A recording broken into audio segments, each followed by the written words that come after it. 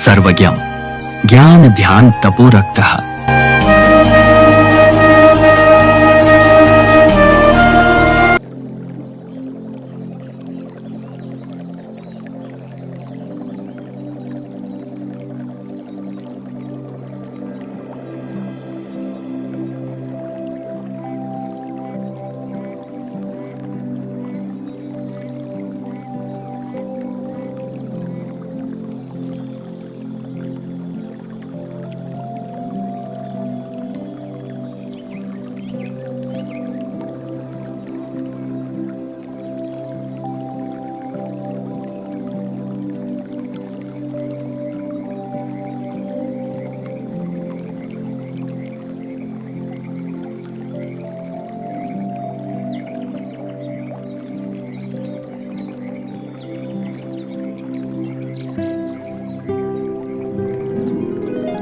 मैं समय हूं, निरंतर गतिमान रहना मेरा स्वभाव है।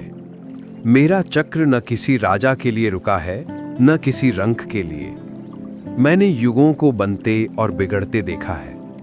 मैंने देखा है कि जब जब इस धरा पर अज्ञान और मोह का अंधकार घना होता है, तब तब ज्ञान और वैराग्य का एक सूर्य भी उदित होता है, जो अपनी तपोमयी किरणों से संपूर्ण जगत को आलोकित कर देता है। भारत की ये पुण्य भूमि सदैव से ही ऐसे महापुरुषों की जन्मस्थली रही है। भगवान महावीर से लेकर आचार्य कुंद कुंद तक और 20वीं सदी में दिगंबर मुनि परंपरा को पुनर्जीवित करने वाले प्रथमाचार्य श्री शांति सागर जी महाराज तक संतों की एक अविच्छिन्न परंपरा ने जिन शासन की ध्वजा को फहराए रखा है, उन्हीं की गौरवशाली परंपरा में एक ऐसे ही महासंत का अवतरण हुआ, जिनकी कहानी त्याग, तपस्या और आत्म विजय की एक असाधारण गाथा है। ये कहानी है पंचम काल के तीर्थंकर सदृश्य स्यादवाद केसरी राष्ट्र हितैषी संत प्राकृत भाषा चक्रवर्ती आचार्य श्री 108 वसुनंदी जी मुनिराज की। तो चलते हैं जम्बू द्वीप के आर्यखंड में, भारत देश के राजस्थान प्रांत की उस पावन धरती पर, जहां की मिट्टी में आज भी शौर्य और भक्ति की सुगंध है। धौलपुर जिले का एक छोटा सा गांव विरोंधा। यहाँ के लोगों का जीवन सरल था। उनकी खुशियां खेतों की हरियाली और अच्छी फसल से जुड़ी थी। अरे भैया, देखो तो जरा, जा बार की फसल तो हर बार से बहुत ही बढ़िया भई है। लगता है कोई शुभ संकेत मिलने वाला है। ये शुभ संकेत मात्र खेतों की हरियाली तक सीमित नहीं था। विरोंधा गांव के पुण्य धर्मा श्री ऋखभ चंद जी और धर्मपरायण माता त्रिवेणी देवी के घर एक असाधारण आत्मा का अवतरण होने वाला था। 3 अक्टूबर 1967 की वो रात, जब प्रकृति शांत थी, तब उस परिवार में किलकारियां गूंजी। भैया, भाभी के मोड़ा भायो है, तुम्हारे घर मोड़ा आओ है। बाजे शहनाई ने साज प्रभु रो जन्म हुओ, गाजे धरती आसमान प्रभु रो जन्म हुओ। तन ने रंगाले आज मन ने रंगाले, सब खुशियां मनावो आज प्रभु रो जन्म हुओ। बाजे शहनाई ने साज, बाजे शहनाई ने साज प्रभु रो जन्म हुओ, गाजे धरती आसमान प्रभु रो जन्म हुओ। उस अंधेरी रात में जन्मा वो बालक चंद्रमा के समान शीतल और सूर्य के समान तेजस्वी था। माता पिता ने बालक की इस अलौकिक आभा को देखकर नाम रखा दिनेश। ऐसा लगा मानो उस घर के आंगन में साक्षात सूर्य और चंद्रमा एक साथ उतर। कहते हैं, होनहार बिरवान के होत चीकने पात। बालक के जन्म के कुछ समय बाद एक ज्योतिषी ने उनकी कुंडली देखकर आश्चर्यचकित भविष्यवाणी की। उन्होंने ग्रहों की चाल और नक्षत्रों की स्थिति का गहन अध्ययन किया और जो देखा वे उससे स्तब्ध रह गए। ऋखभ चंद जी, ऐसी कुंडली तो लाखों करोड़ों में एक की होती है। आपका बालक हस्त नक्षत्र में जन्मा है, जिस नक्षत्र में स्वयं 24वें तीर्थंकर भगवान महावीर का जन्म हुआ था। इसकी राशि कन्या और लग्न मिथुन है। ये बालक असाधारण रूप से स्वाभिमानी होगा। पंचम भाव में बैठा बुध इसे इतनी तीक्ष्ण बुद्धि देगा के बड़े बड़े विद्वान भी इसके सामने निरुत्तर हो जाएंगे। और सबसे बड़ा योग भाग्येश शनि के कारण इसमें परम आध्यात्म योग बन रहा है। ये बालक या तो चक्रवर्ती राजा बनेगा या महान दिगंबर संत। भविष्य का चुनाव करने के लिए जब बालक के सामने वस्तुएं रखी गईं, तो उसने संसार के भोग और ऐश्वर्य के प्रतीकों को छोड़कर एक हाथ में ज्ञान की लेखनी और दूसरे में दिगंबरत्व की पिच्छी को चुना। ये महज एक बालक का खेल नहीं था, ये उनकी आत्मा के अपने भावी पथ का स्पष्ट उद्घोष था। समय के पाबंद और पढ़ाई में विशेष रुचि रखने वाले रवि बचपन से ही सभी के आदर्श थे, लेकिन उनकी दुनिया सिर्फ किताबों तक सीमित नहीं थी। उनके कोमल हृदय में प्राणी मात्र के प्रति असीम करुणा का सागर लहराता था। पिताजी, मैं ये देख रहा था कि जिस तरह मुझे कष्ट होता है वैसे ही इन पेड़ पौधों को भी तो होता होगा ना।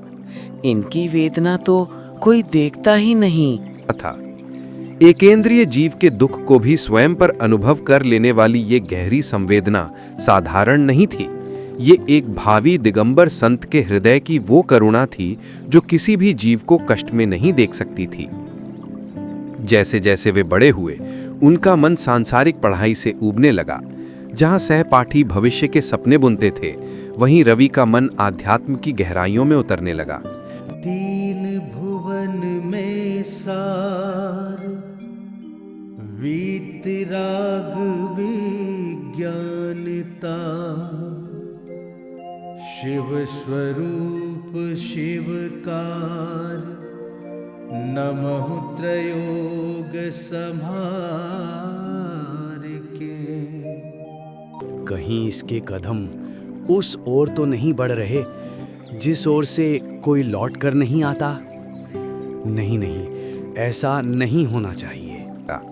बीकॉम फाइनल ईयर की एक परीक्षा शेष थी, लेकिन दिनेश के मन में तो वैराग्य की अग्नि इतनी प्रबल हो चुकी थी कि सांसारिक परीक्षाएं अर्थहीन हो गई थी। वे घर छोड़कर आचार्य विमल सागर जी महाराज के संघ में पहुंच गए। जब उनके पिता उन्हें लेने आए तो आचार्य श्री ने भविष्य देख लिया था। यह घर में टिकने वाला नहीं है ऋखभ चंद जी, इसे तुम मोह में बांध नहीं सकते। यह आत्मा कई जन्मों की साधना करके आई है, इसे इसके पथ पर जाने दो। उन्होंने घर और संसार के सारे बंधन एक झटके में तोड़ दिए। सिंघोनिया जी पहुंचकर उन्होंने आचार्य श्री विमल सागर जी से आजीवन ब्रह्मचर्य व्रत ग्रहण किया। कुछ समय बाद राजा खेड़ा में पंच कल्याणक के दौरान जब आचार्य सुमति सागर जी ने सभा से पूछा कि कौन मोक्ष मार्ग पर बढ़ना चाहता है, तो उस विशाल सभा में से एक किशोर की दृढ़ आवाज गूंजी, मैं हूँ महाराज जी, मैं भी अपना आत्मकल्याण करना चाहता हूँ। और तब आचार्य श्री सुमति सागर जी ने युवा दिनेश को 2 प्रतिमा के व्रतों से संस्कारित किया। वो दिन भी आया जब 16 नवंबर 1988 को उन्होंने बरासों में मुनिश्री विराग सागर जी महाराज से क्षुल्लक दीक्षा ग्रहण की और क्षुल्लक जिनेंद्र सागर नाम पाया। इस दीक्षा की सूचना पत्र के माध्यम से परिवार तक तब पहुंची जब दीक्षा संपन्न हो चुकी थी। क्षुल्लक अवस्था में लगभग 11 महीनों के अल्प समय में ही उन्होंने समयसार, प्रवचनसार, नियमसार जैसे 40 महान ग्रंथों को कंठस्थ कर लिया। उनकी ज्ञान पिपासा को देखकर 11 अक्टूबर 1989 को मुनिश्री विराग सागर जी ने उन्हें मुनि दीक्षा प्रदान की और वे मुनिश्री निर्णय सागर जी महाराज के नाम से जाने गए। उनका जीवन संघर्षों की एक अनूठी पाठशाला रहा है। 1999 में फिरोजाबाद में वे पीलिया से गंभीर रूप से बीमार हुए।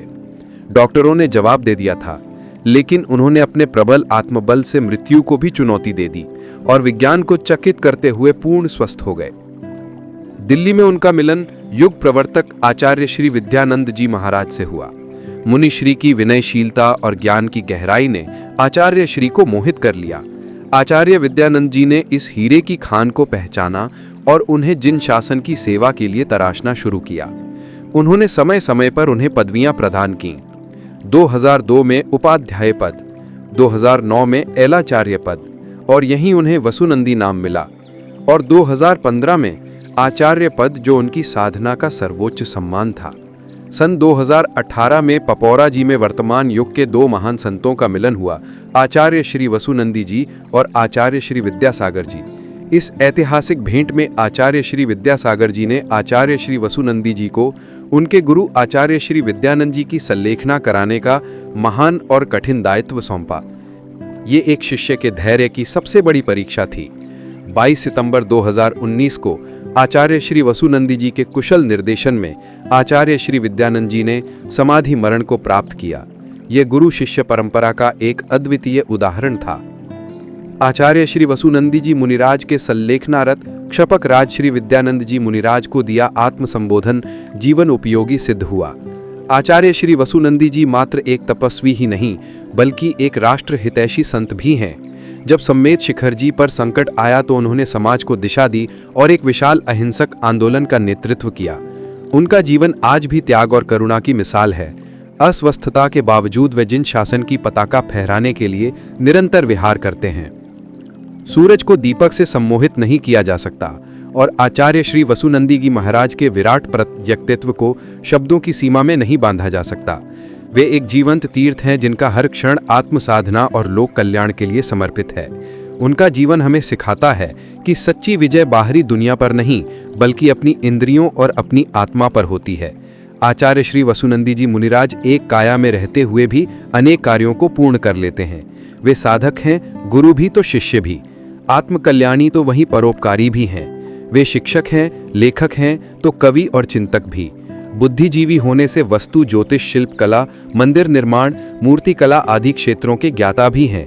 प्राकृत भाषा में तो अनेकों ग्रंथों के लेखन कर मानव षटखंड ही जीत लिए हैं। दीक्षा प्रदाता के साथ साथ कुशल निर्यापक आचार्य भी हैं। वे शब्दों के रचनाकार होने से अक्षर लिपि भी हैं। पूज्य आचार्य श्री के जीवन को इस छोटी सी प्रस्तुति में बांधा या बताया नहीं जा सकता है, इसलिए अनेक व्यक्तित्वों को जानने के भाव यदि हैं तो पढ़िए अक्षर शिल्पी।